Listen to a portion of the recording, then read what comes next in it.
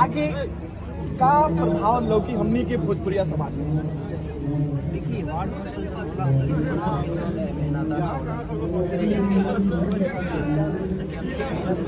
बराबर भी, लेकिन अगर जेन्युइन हो गया तब वार्ड काउंसिल सकता हूँ। लेकिन कुछ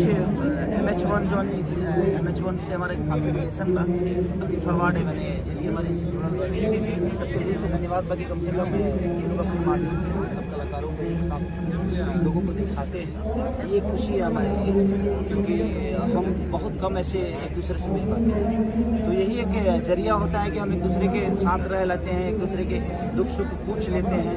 नहीं तो यहाँ किसी को टाइम ही नहीं है, किसी के पास, सब लोग अपने काम में व्यस्त हैं। रानी जी का अपना काम है, मेरा अपना काम है, सबका अपना काम है, सब लोग अपने काम में व्यस्त रहते हैं। तो हमें मिलने का एक ही जरिया होता है वार्ड फंक्शन।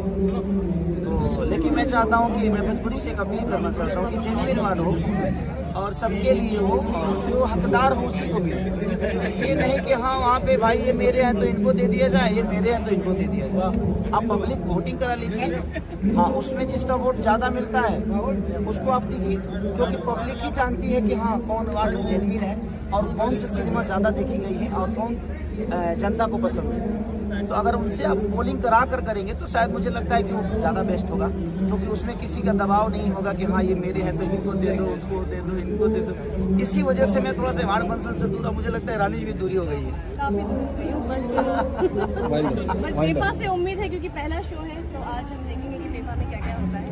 तो आपको तो सबसे बड़ा अवार्ड मिलना चाहिए, क्योंकि आपने भोजपुरी को शुरुआत की है, आपने शुरुआत की है। प्यार बना रहे हैं। इन्होंने पहला गिट्टी, हमारे भोजपुरी में पहला गिट्टी और सीमेंट और अलकतरा अगर बोला जाए भोजपुरी के रोड के लिए, तो मनोज भैया ने और रानी जी ने शुरुआत की थी। और आज जो भी हीरोइनें हैं रानी जी की, चाहे हमारे लिए आदर्श हैं ये और हमेशा रहेंगे, ऐसा नहीं है।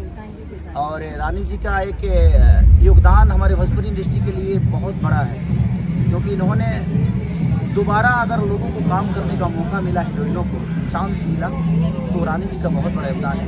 और हम जैसे कलाकारों को अगर हीरो बनने का चांस मिला तो उसमें मनोज भैया का बहुत बड़ा योगदान है। नहीं, आप सब टैलेंटेड हैं, जितने भी हमारे इंडस्ट्री के स्टार हैं उनमें टैलेंट था, इसलिए वो आगे हैं। और आप बहुत ही टैलेंटेड हैं, हमेशा अपनी टैलेंट की कदर करते हैं। मेरे हमेशा से आप मोस्ट फेवरेट डांसर हैं एज ए को एक्टर। Thank you. भैया रंगवा दिक्कत है।